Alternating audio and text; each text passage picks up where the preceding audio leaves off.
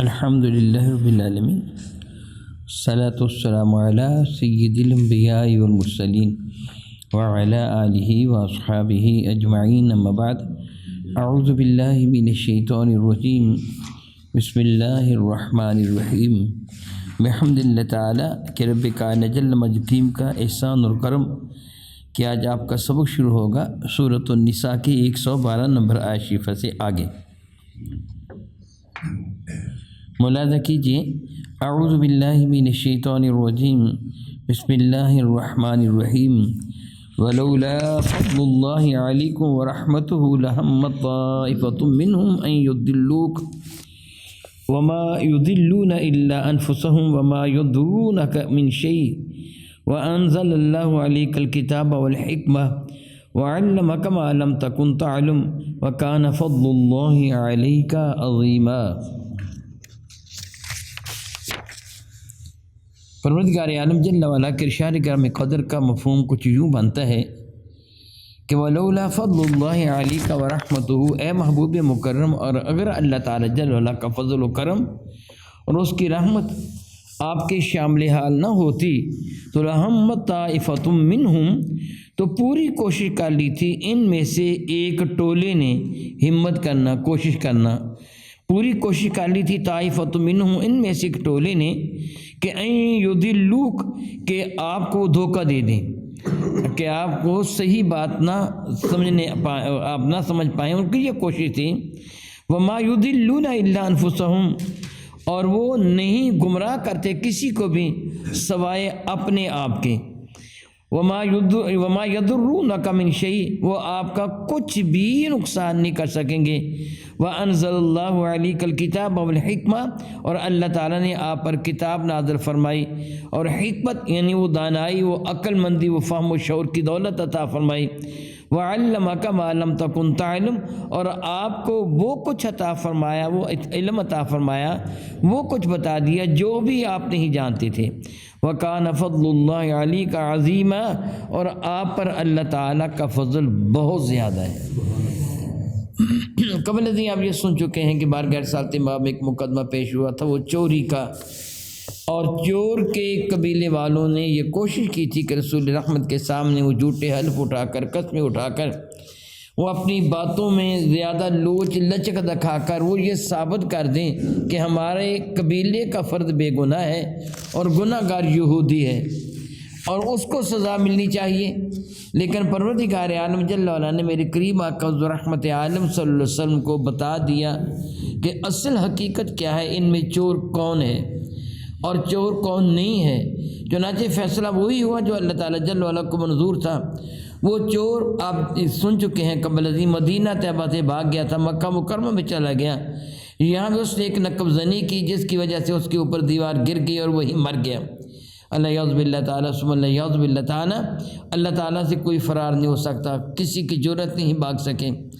پروردگار عالم جل وعلا نے اس جگہ جو ارشاد گرامی قدر فرمایا، بہت سارے لوگوں کے اعتراضات کے جوابات ہیں۔ یہ اللہ تعالیٰ جل وعلا قرآن مجید فرقان مجید کے بالکل ابتدا میں فرماتا ہے، یخادعون اللہ والذین آمنوا، وہ دھوکہ دیتے ہیں اللہ تعالیٰ کو اور ایمان والوں کو۔ لفظی معنی یہ بنتا ہے، لیکن اس سے یوں معنی کیا جائے گا وہ دھوکہ دینے کی ناکام کوشش کرتے ہیں عقل کے اندے کہ ہم اللہ کو دھوکہ دے دیں یا ایمان والوں کو۔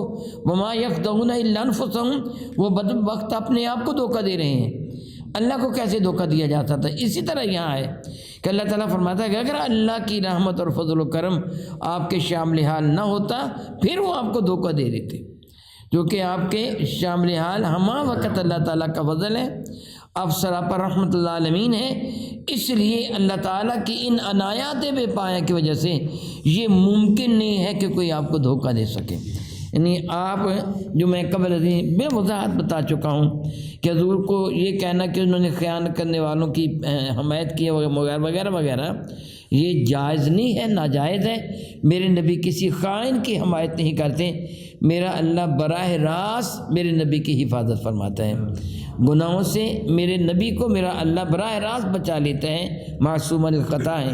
تو رب کائنات جل وعلا ارشاد فرماتا ہے کہ اگر اللہ کی رحمت اس کا فضل شامل حال نہ ہوتا تو لہم طائفۃ منہم من یضلوک، تو ایک ٹولے نے یہ پورا پروگرام بنا لیا تھا کہ وہ آپ کو دھوکہ دے دیتے، یعنی جو حقیقت سے آپ کو پیچھے لے جاتے اللہ یعوذ باللہ تعالی۔ اور وہ وما یضلون الا انفسہم، وہ آپ کو نہیں دھوکہ دے سکتے، یعنی وہ نہیں دھوکہ دیتے سوائے اس کے کو اپنی جانوں کو، یعنی وہ دھوکہ دینے والا سمجھتا میں نے ان کو دھوکہ دیا، حقیقت میں وہ بیوقوف اپنے آپ کو دھوکہ دے رہا ہوتا ہے کہ وہ سمجھتا ہے کہ یہ جانتے نہیں ہیں۔ اللہ تعالیٰ نے ارشاد فرمایا کہ میں تو بتا رہا ہوں اپنے محبوب مکرم کو، تو اے حبیب مکرم علیہ السلام وما یضرونک من شیء، یہ آپ کا کچھ بھی نہیں بگاڑ سکیں گے۔ وانزل اللہ علیک الکتاب والحکمہ، اس لیے کہ اللہ تعالیٰ نے آپ پر کتاب نازل فرمائی ہے اور حکمت عطا فرمائی ہے آپ کو، وہ کتاب جس میں ہر رتب و یابس کا ذکر فرما دیا گیا، وہ کتاب جو حقائق کو کھول کر بیان فرماتی ہے، وہ کتاب جس میں کائنات کے سارے علوم سمو دیے گئے ہیں۔ حضرت سیدنا زید رضی اللہ تعالیٰ سے مروی ہے کہ میرے اور آپ کے کریم آقا تاجدار اربوجم شفیع معظم رحمت عالم صلی اللہ علیہ وسلم ایک دن صبح کے وقت میرے کریم آقا صلی اللہ علیہ وسلم نماز کے بعد منبر شیفہ پر جلوہ فرما ہوئے اور صحابہ کرام کو گزشتہ اور آئندہ کے واقعات بیان فرمانا شروع کر دیے، ما کانا وما ہوا کائن، جو ہو چکا تھا وہ اور جو آئندہ ہونے والا تھا وہ بیان کرنا شروع کر دیا۔ اتنی دیر تک بیان فرماتے رہے کہ نماز ظہر کا وقت ہو گیا، فجر کے وقت سے شروع ہے، نماز ظہر کا وقت ہو گیا۔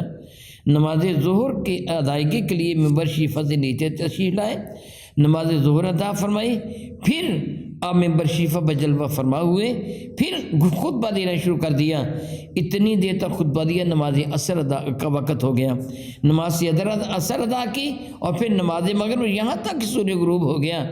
جو ہو چکا تھا وہ بھی بتا دیا، جو قیامت تک ہونے والا تھا وہ بھی بتا دیا۔ اور ایک روایت میں یہ بھی ہے کہ جنتی جنت میں داخل ہو گئے، جہنم میں داخل ہو گئے، یعنی جنت کے وہ فیصلے تک کہ کن کن کو جنت پہ بھیجنا ہے، کس کس کو جہنم میں بھیجنا ہے، میرے نبی نے سب کچھ بتا دیا۔ حضور سید عالم صلی اللہ علیہ وسلم نے یہ بھی بتایا تھا کہ وہ دجال لعین کے تعاقب میں، دجال لعین کی تلاش میں 10 سوار نکلیں گے، لمبی حدیث مبارکہ ہے، اس کا یہ حصہ ہے۔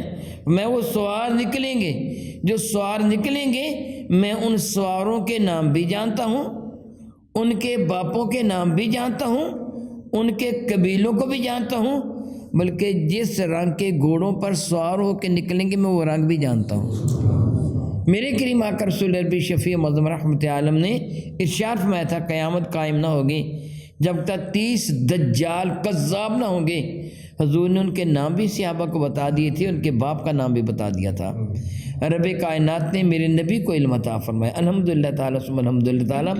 ہمارا یہی عقیدہ ہے، عالم الغیب فلا یظہر علی غیبہ احدا، اللہ ہی عالم الغیب ہے، عالم الغیب ہے، اللہ کے سوا کوئی عالم الغیب نہیں ہے۔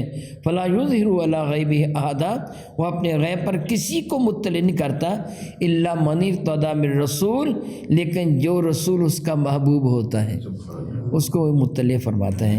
تو حضور سے بڑھ کر کون محبوب ہے، کون پیارا ہے؟ رب کریم ارشاد فرماتے ہیں وَعَلَّمَكَ مَا لَمْ تَكُنْ تَعْلَمْ، اور اللہ نے آپ کو وہ کچھ سکھا دیا جس چیز کا آپ علم نہیں رکھتے تھے۔ اللہ اکبر، دو ہی چیزیں ہیں نا کہ بطور مثال آپ مجھ سے پوچھیں شاہ جی یہ کیا ہے، یا تو میں جانتا ہوں یا پھر نہیں جانتا۔ اگر جانتا ہوں تو میرے علم میں ہے، نہیں جانتا تو میرے علم میں نہیں ہے۔ اسی طرح کسی چیز کے بارے میں سوال کریں، یہ چیز کیا ہے، یہ کیسے بنی، اس کا میٹیریل کیا ہے، اس کا مادہ کیا ہے، یا میں جانتا ہوں یا نہیں جانتا۔ اگر جانتا ہوں تو ٹھیک ہے اللہ کی عطا سے، نہیں جانتا تو میرا اللہ کیا فرماتا ہے محبوب مکرم آپ جو بھی نہیں جانتے تھے ہم نے آپ کو سب کچھ بتا دیا۔ وَعَلَّمَكَ مَا لَمْ تَكُنْ تَعْلَمْ، اور ہم نے آپ کو وہ بتا دیا جو آپ نہ جانتے تھے۔ وَكَانَ فَضْلُ اللَّهِ عَلَيْكَ عَظِيمًا، سبحان اللہ۔ دراصل وَكَانَ فَضْلُ اللَّهِ عَلَيْكَ عَظِيمًا، آپ پر اللہ تعالیٰ کا عظیم الشان فضل ہے، بہت زیادہ فضل ہے۔ تو اللہ تعالیٰ معمولی فضل عطا فرمائے تو کائنات کا سب کچھ آ جاتا ہے۔ کل متاع الدنیا قلیل، کہہ دو دنیا کا سارے کا سارا ساز و سامان ایک قلیل ہے، قلیل متاع ہے، لیکن میرے نبی پر جو فضل ہے اللہ فرماتا ہے وہ فضل عظیم فرما رہا ہوں۔ قلیل اتنا زیادہ ہے کہ جس کو گنا نہیں جا سکتا تو عظیم کو کون گلے گا۔ او کما قال اللہ تبارک و تعالی واللہ تعالی اعلم باسرار کتاب۔